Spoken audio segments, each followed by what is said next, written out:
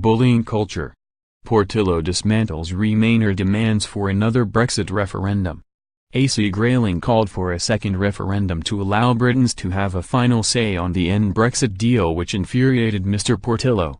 But speaking on BBC's This Week, Mr Portillo criticized the European Union's bullying culture which led Brits to vote to leave the club. Mr Portillo was asked what would be so wrong about letting Britons have a final say on Brexit. He said, "Well, it is not the deal that was done." A moment ago AC Grayling was talking about the British people as nonsense and rubbish, and now he is saying it should be the people's choice. But the people have already made a choice. I was in this studio before the referendum, and I kept saying, you see, if the referendum goes the way the establishment doesn't want it, they will soon be back saying there ought to be another referendum, which they have done to every other European country. It's part of the bullying culture of the European Union. If people defy what the establishment wants to do, they have to be bullied, they have to be punished, they have to be threatened. Things like being told we can't be in the Galileo project, and it's because of all this bullying and paternalism that you lost the referendum in the first place.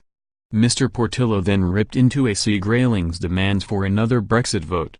He added, "You shouldn't be confident about a second referendum. Prime Minister Theresa May has ruled out another Brexit vote at the end of negotiations with the EU. Mrs May this week avoided embarrassing defeats on the government's EU withdrawal bill as the House of Lords amendments returned to the Commons, but was forced to make concessions to remain supporting MPs in her own party.